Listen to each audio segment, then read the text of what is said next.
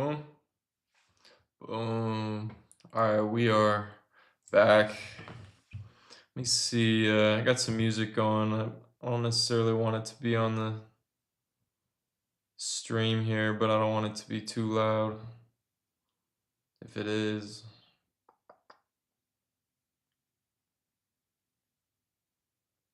let's see.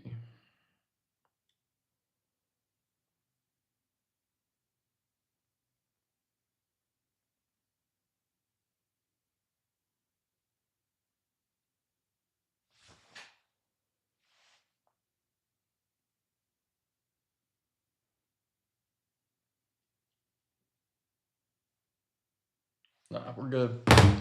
Cool. All right. I need some tunes. Okay, so been a minute since the last live stream. Last live stream was Fable got released, and within the week it got axed. Plenty has gone down since, so it's definitely been well over a month, going into 2 months since the stream. In the meantime, see these gizmos behind me here. Been working on a project, and I'll just share my screen. We can get to it. Gonna do some of it, but a super fun personal project. You can kind of see here.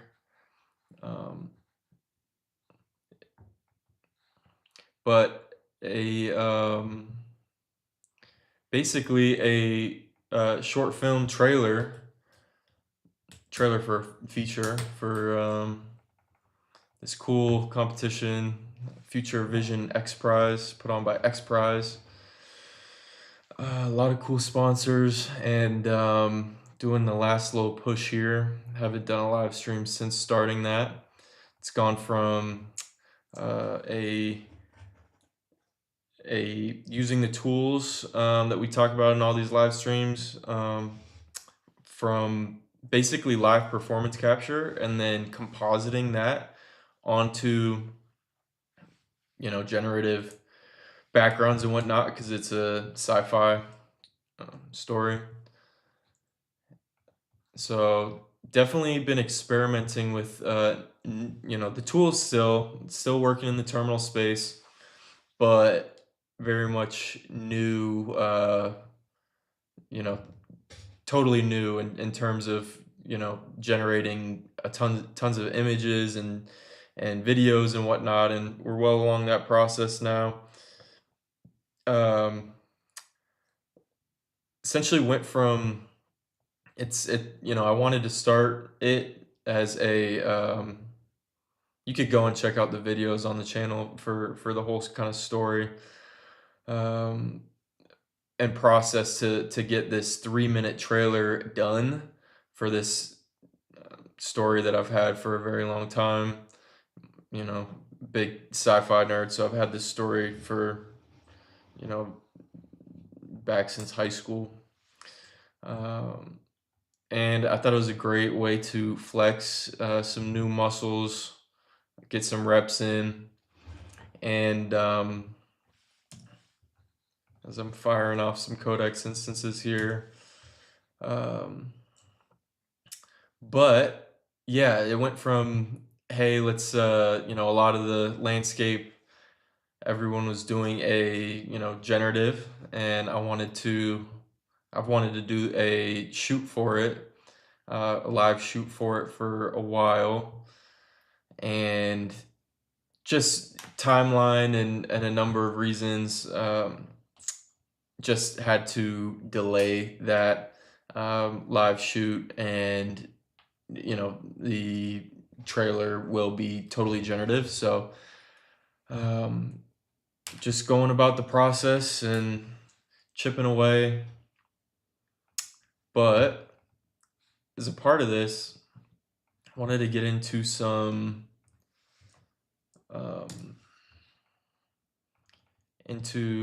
work with Wabbit. It's live at wab.ai, WABB.ai. but it's a tool I'm using that I developed to kind of help along with the process.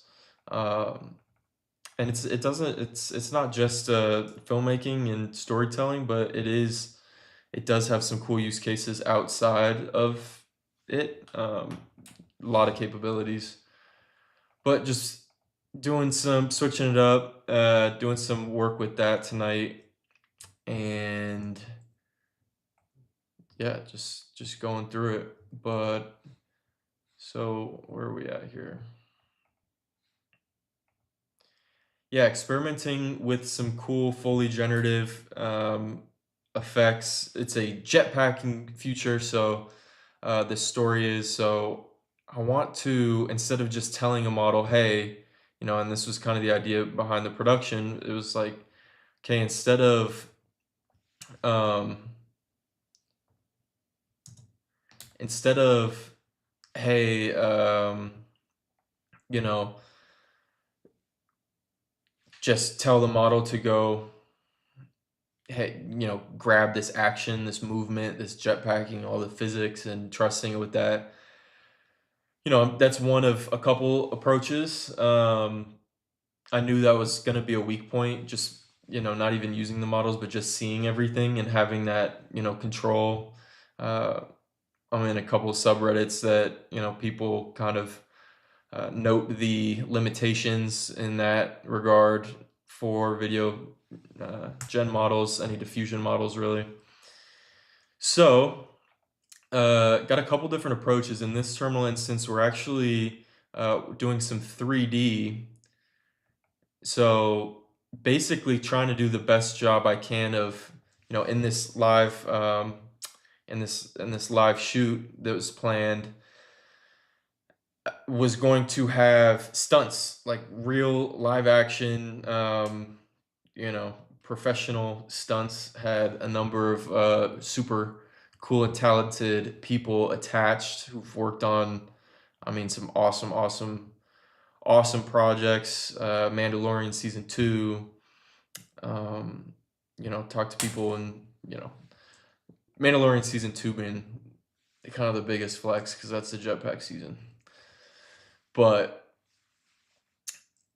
yeah, so the 3D approach, as I'm, not getting that, and the live performance capture, people, actors in the suits behind me, and doing that, I'm like, okay, what if we can use some 3D tools like Blender? I think I've talked about Blender and kind of CAD experience in the past, and my kind of comfort level with those tools. But basically, can we take a video, use that as an input to recreate it in 3D, and that video being from like all the, tons of different movies, shows, everything. And then, when you have it in the 3D viewport, change the camera angle, see what the physics like actually generate. It's going to be materially different than, it's not going to be one-to-one with the actual reference video. So for example, if you had Iron Man, flying through in a shot of Iron Man 2, it wouldn't exactly get that 100%, because it's got to get the, you know, it I'll show an example. Here's an example from Spider-Man 2, which it just didn't, you know, you can see it in the background here as a reference, but it does do it differently in terms of movement. It's a little jagged. You can see the video behind compared to what the model generated. I didn't do anything except give it the reference video, and this was Fable 5 doing its thing. You see the train blocked out. But models now on the video side can scratch the video reference, but take this 3D scene and say, okay, hey, this character is going to be, this character, and map it accordingly. Hey, we want these buildings instead of New York City. I don't know where they filmed Spider-Man 2 actually. Toronto, or I don't know, maybe it was New York City or London. But instead of having buildings from the early 2000s, hey, all these blocks can be different sci-fi, up the sci-fi level a bit, put it in the future. This, you know, um, trolley, this train can be more futuristic, etc. So it's not one to one, but it does, have a camera. I can add a camera and get things more from, a different angle. But now I'm just able to have some physics and some background generated, and some light physics, so that when I give it back to a video model to paint this, essentially re-render this via a diffusion model. If I have this as the camera POV, it's totally different shot. So I think we're well outside the, references are good, um, and whatnot. I don't think it's plagiarism because, it's paying homage, if anything, but totally different shots. The physics are totally different. It's just a good like starting point. So getting a bunch of scenes like this is an example of the Wabbit, where we're going to come in and we're going to, paint, render a bunch of these type scenes, paint them a bunch of different ways, add a bunch of cameras, and for those shots of jetpacking, and they have these kind of Spider-Man-esque scythes that kind of are used to grapple. They're kind of like grappling guns, but staffs. So get some good reference there. But what I'll be able to do, what Wabbit is, gives the capability to essentially come in, and here's the walkthrough. So your WABs live on the left sidebar. Come in, you can create a WAB, you have a home view, you have a kind of detail pane, and you can rank through a variety of, it's a polling tool, an agentic polling tool, where you can pick a different, a number of different types of responses you want to give. This, for example, is a 1 through 10. So if I have 29 records for a given WAB, given project, it will, this is the dev server, I'm doing work to it, wab.ai, you can actually go in and have an example where it customizes whatever logo you want, kind of get an idea. You can do pictures, SVG files, like the demo WAB that's created upon sign up. You can load in, I'm loading in video, all these video references of every Spider-Man appearance, all these different references, and giving a rank of, okay, does this fit the physics and the kind of world building and the ability of my characters in the story, given the, thrusters on a jetpack, the swinging physics of this grappling staff, get it kind of specific. And then, you go to, once everything's done, you can kind of see what the best records are, right?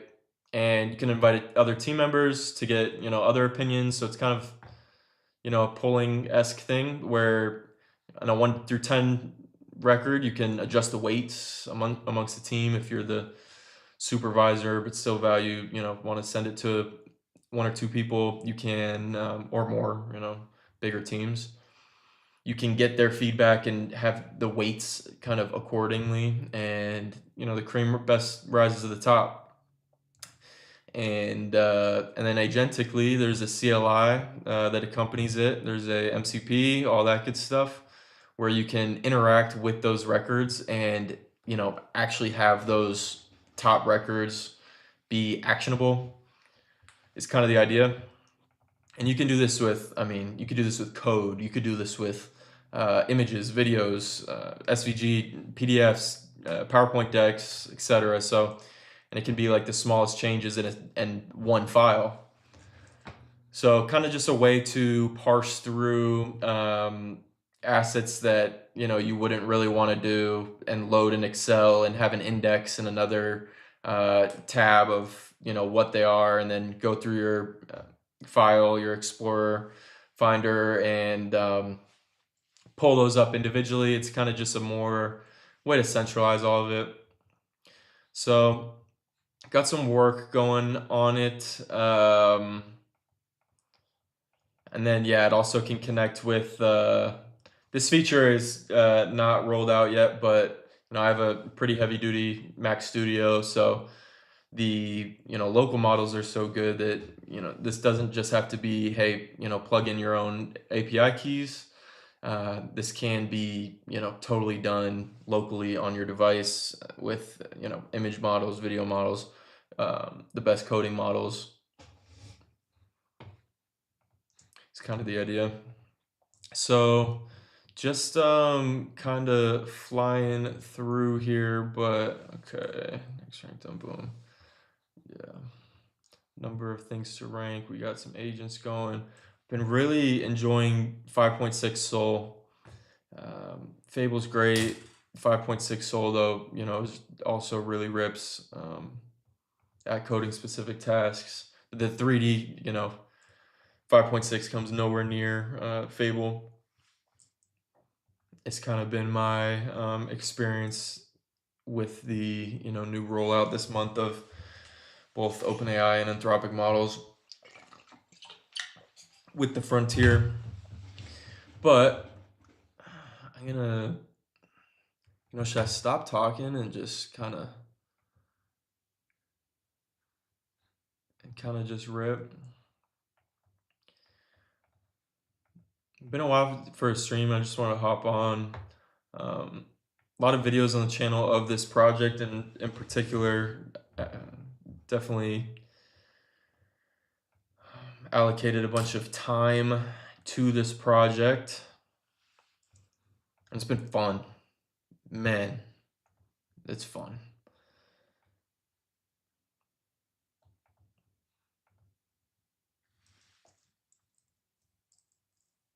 Okay, so that's been deployed successfully. So let's see. I was doing some mobile fixes. So let me just go through here. Mobile fixes for wab.ai, Wabbit.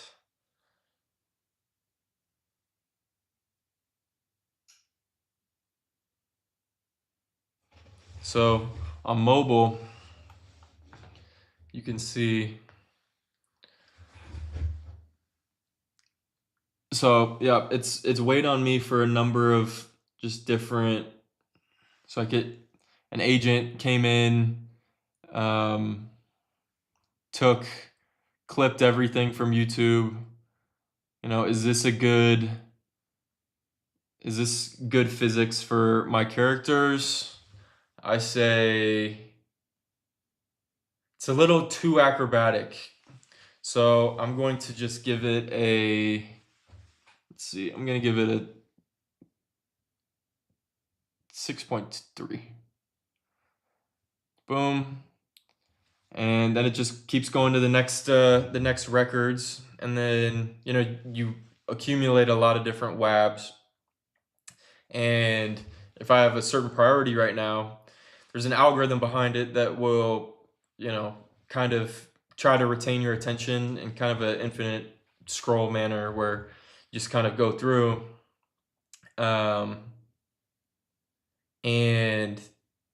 But when you have specific, like, hey, I want to get this done now, then there's like kind of like Spotify-esque queue where I can go in, reorder, right? Just move things around and just fire through one particular. If I want to see all the other physics, the other Spider-Man, Iron Man, Mandalorian, everything, clips, and I could just spend, now I'm on an infinite scroll kind of experience that is super productive. And you think about how general, this tool is, and I can fire things up in, your terminal in ChatGPT desktop or just the regular app, and you can create new ones from the chat experience over there. And then the next question is, okay, what about if there's changes or you want to make changes to the WoW? There's a chat interface. You go in, you you can update the criteria, the type.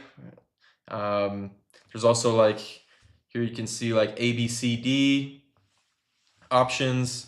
I have like social media here that you can set up where the connectors are in place, and it's as simple as making a skill, going in, and and then have that autonomously work on whatever timer for posts. Once it has, it's just a database. It's just getting your feedback on a number of things, but then you're able to, actually have that as a reference. So the next time you're churning through any spec, any PRD that you're going through, you have that waiting for you.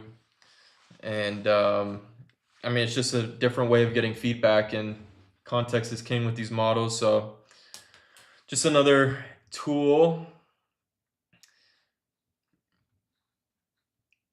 But yeah, I just wanted to hop on for a minute and kind of show that real quick and in context with this project here, wrapping it up.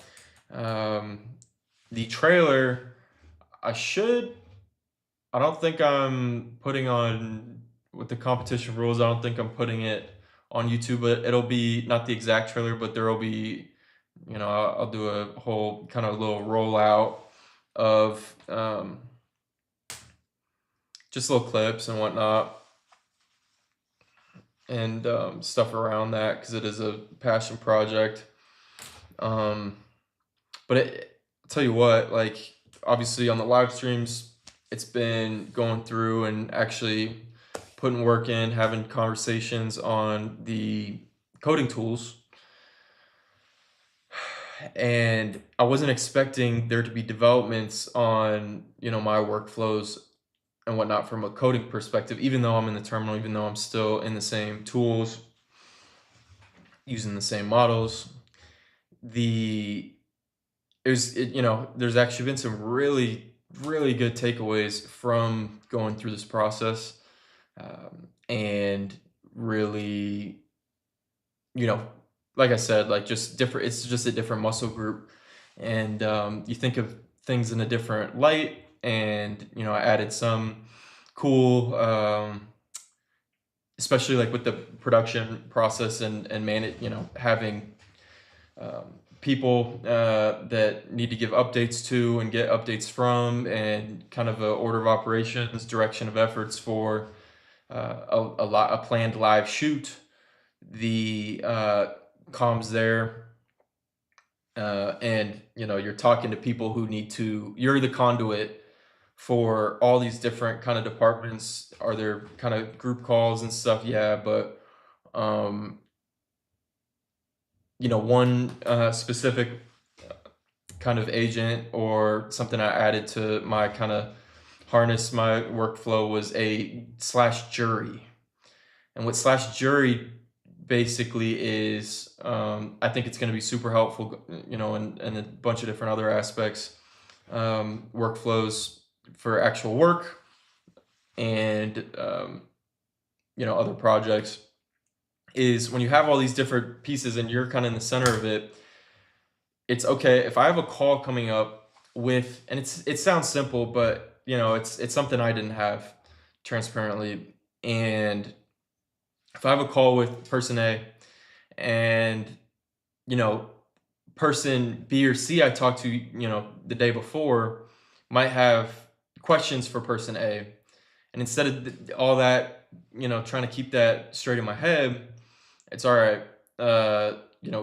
Prior to a meeting on my Google workspace, on my calendar, it's it's hey, slash jury runs It knows kind of the crew, the staff, all these different departments, and it basically puts in the shoes of every single other person from top to bottom about what questions might be good to ask the person I have a meeting with coming up today.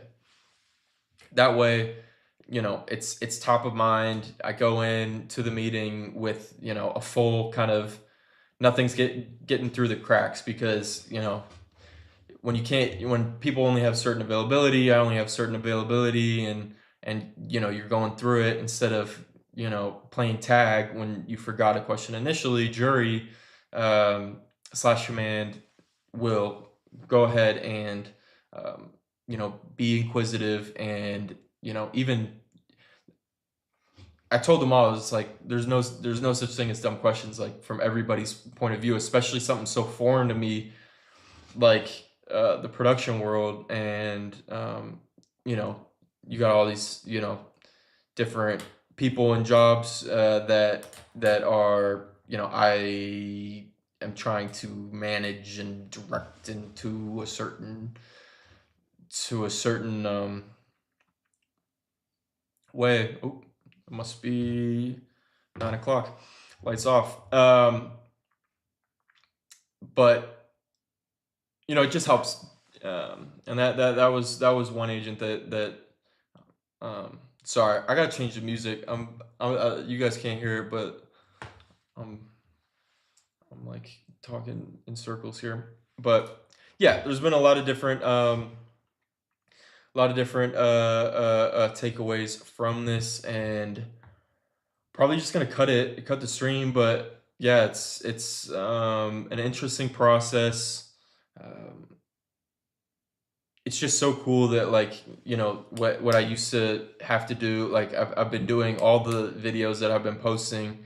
It's like kind of like a daily series, plus or minus, plus or minus, um,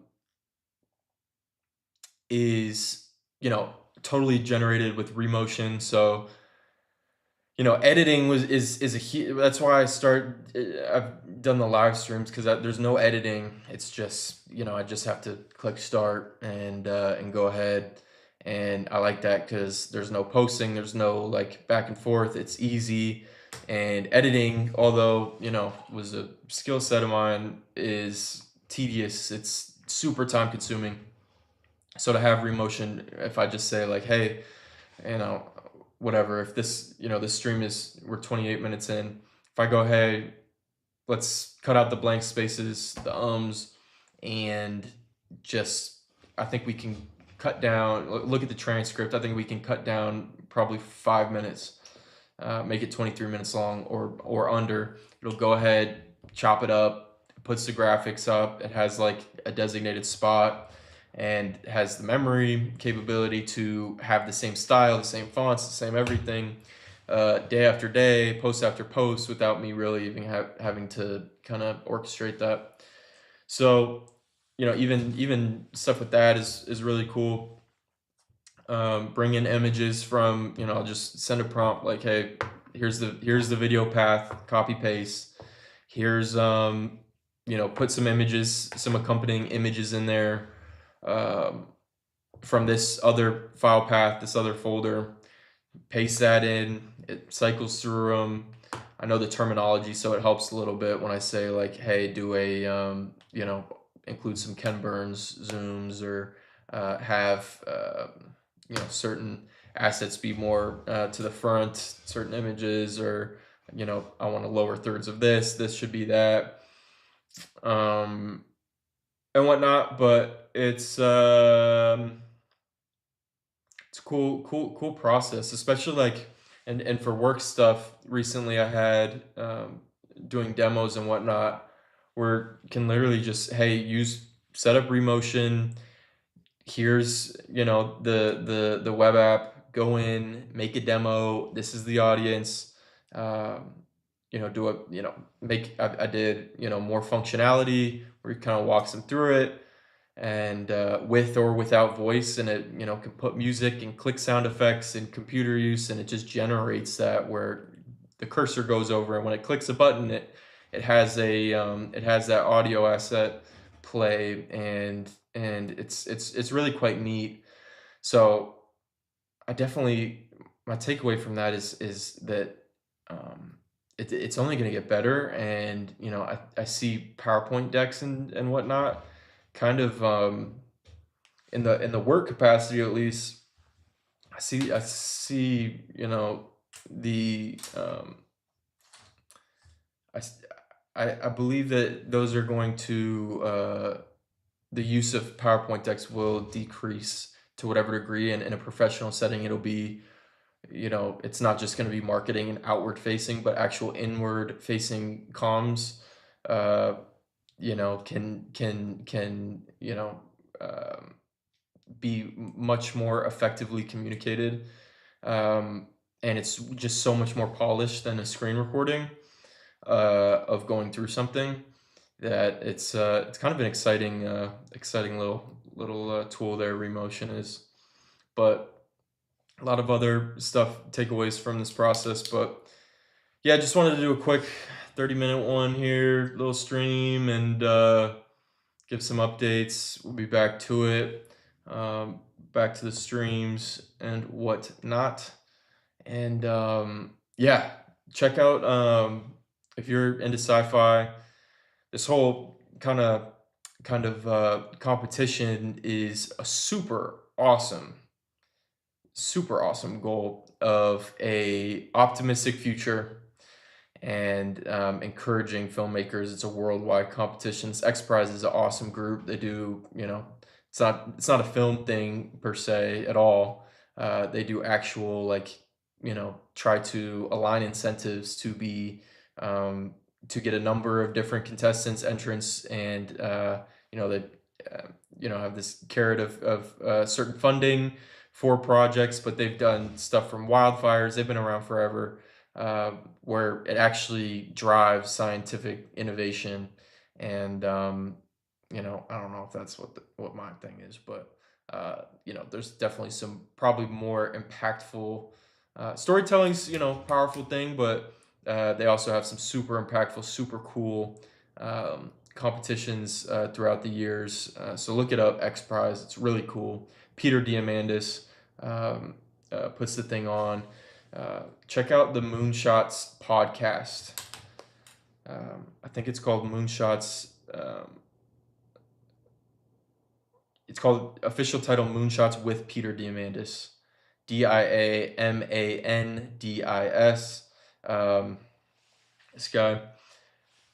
And it's my favorite podcast. I listen to it, everything the day of it comes out, and they'll go up to 3 times a week of 2-hour pods, and it's great way to stay updated. A lot of MIT guys on there. Um, yeah, it's the best,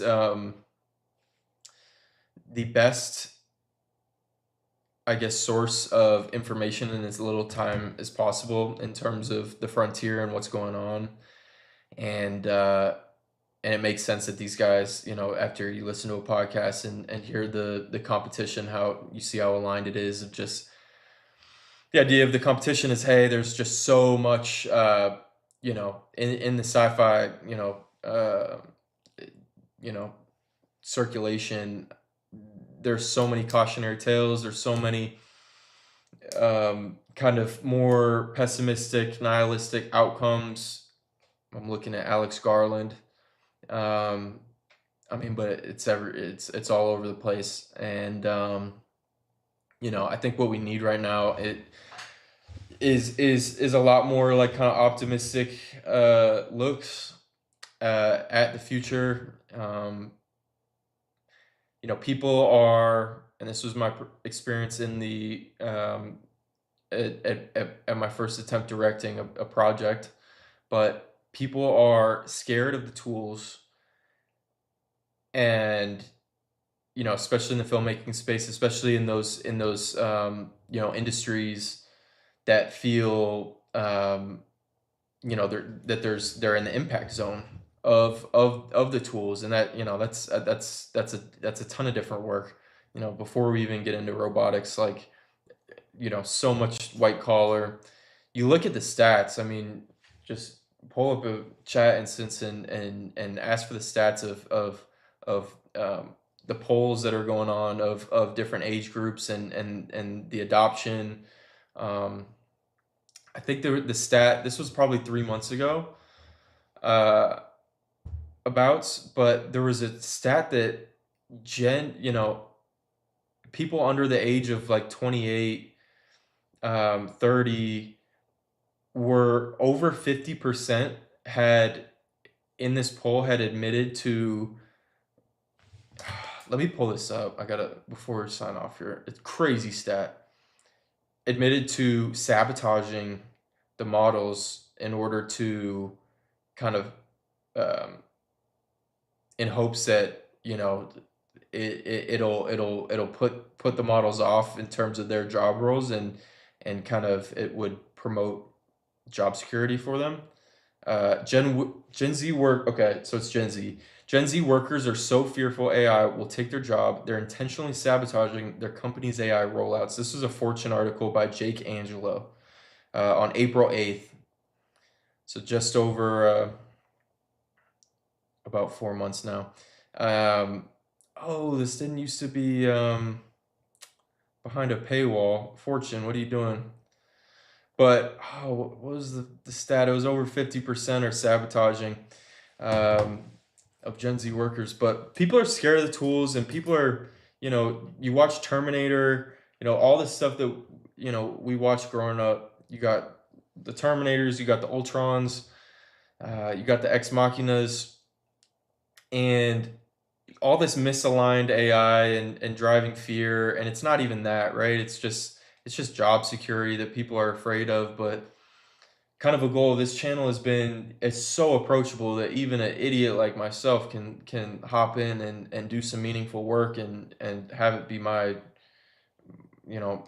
source of income, is helping small medium businesses just be a implementationist of these tools and have some non-determinism injected into the pipelines so that they can get to higher leverage tasks that are not these monotonous tasks. I've had data entry roles in the past, and it's just mind numbing. It's just brutal, and I would have much rather been on some higher leverage kind of thinking. And you know it's way more accessible, and that's kind of been a goal of the channel here, to show that, hey,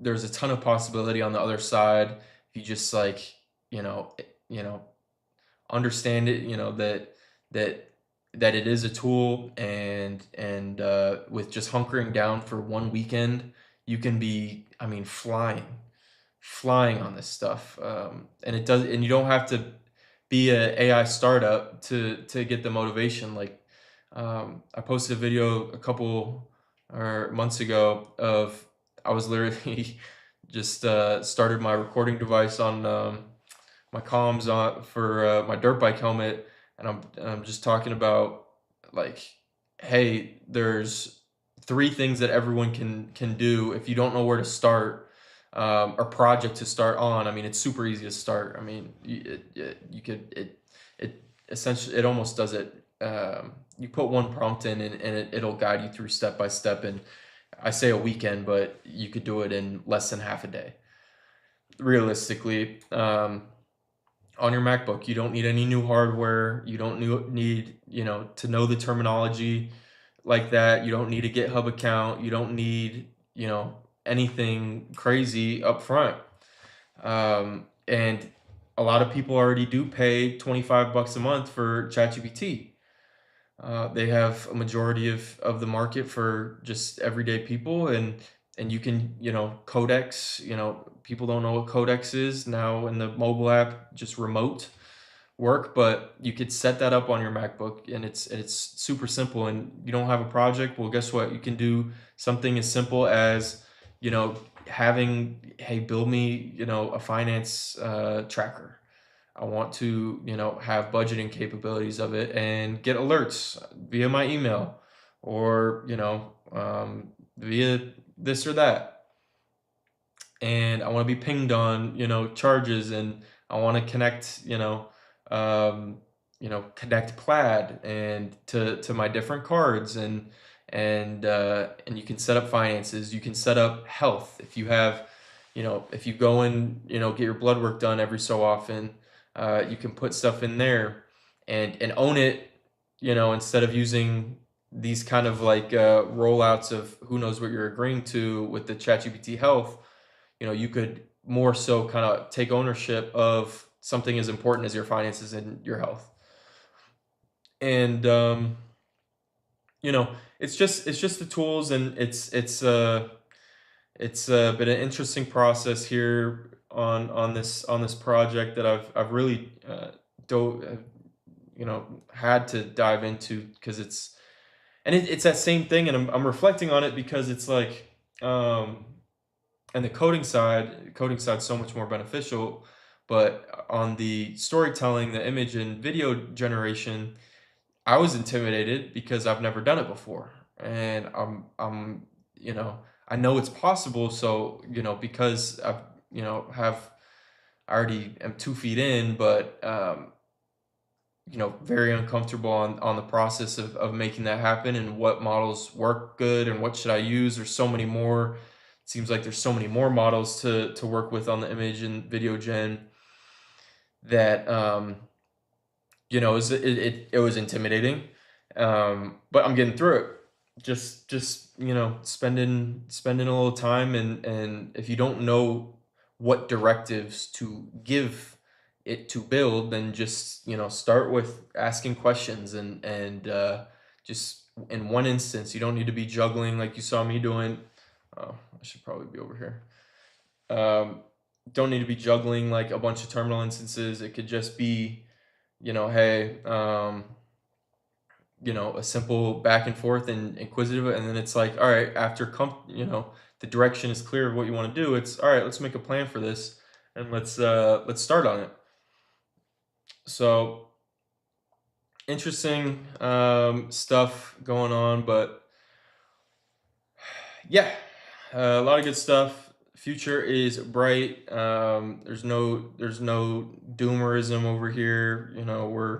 Um, you know, I'm, I do these videos and stuff selfishly to try to build a community of people in which I can learn from, and then also that I can maybe pass a couple things along, at whatever kind of beginner, intermediate, getting to advanced levels, and just going through the process, chipping away. It's not a overnight thing, but getting the setup is an overnight thing. You could really just set it up, and there's no need to kind of you know uh, have such a level of fear that I've kind of ran into and I've seen out there, and even people close to me.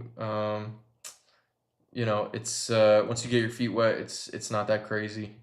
So we'll be back chipping away tomorrow, but all good stuff.